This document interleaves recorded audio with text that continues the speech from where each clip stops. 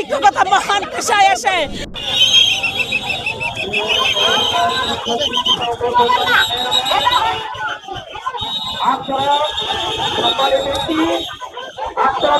সম্মান বজায় রাখবেন, প্রশাসনের প্রতি যথেষ্ট সচেতন থাকবেন, তাদের শ্রদ্ধা করবেন।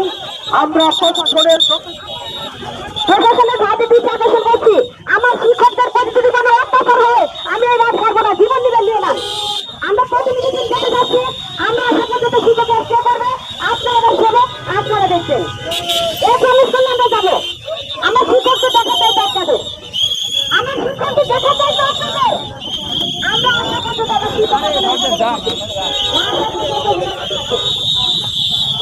এটা কোন ধরনের পড়াশোনা? এটা আমাদের অনেক অত্যাচার করা হচ্ছে, কেন করা হচ্ছে? আমরা তো প্রতিনিধি দেখতে পাচ্ছি, আমার শিক্ষকদের দেখা চাইছে তাদের প্রশাসন কেন এটা করছে, কেন বাঞ্চাল করছে? ওদের কি ভাবন নাই? ওদের কি ভাবন নাই? ওরা কেন বাঞ্চাল করছে? ওনারা কারা? ওনারা কি প্রশাসন? নিজের ভাইকে দৃষ্টি আকর্ষণ করছি, আপনার ভাই, আপনার মা, আপনার বোন, আপনার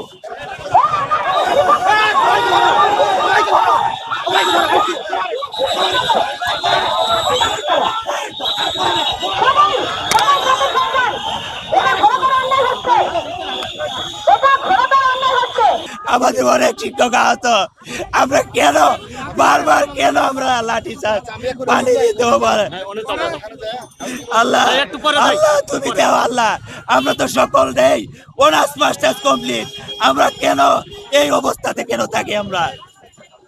আপনারা আমি ডক্টর ইউনূস স্যারকে অনুরোধ করে বলতেছি, আমরা এই 4159টি বিদ্যালয় আপনি যে কোনো মুহূর্তে করতে পারেন।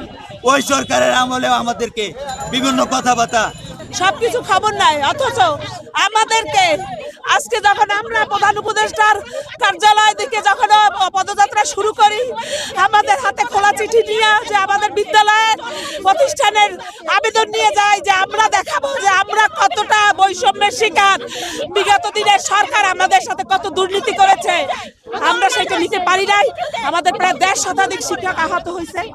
আমি অনেক জায়গায় ইনজুরি আমাদের পুলিশ আমাদের আটকে দিছে, জল কামান মারছে, আমাদেরকে পিটাইছে, বুট দিয়ে পাড়া দিছে, আমাদেরকে মাথা বাড়ি আমরা পড়ে গেছি। আমাদের শিক্ষকদের এত অবহেলা, আমরা জাতি গঠন করি, আমরা শিক্ষকতা মহান পেশায় এসে আমরা জাতি গঠন করি, 1 টাকা বেতন পাই না। সরকারের এখনো কেন ঊর্ধ্বতন কর্মকর্তার কেন টনক লড়ে না?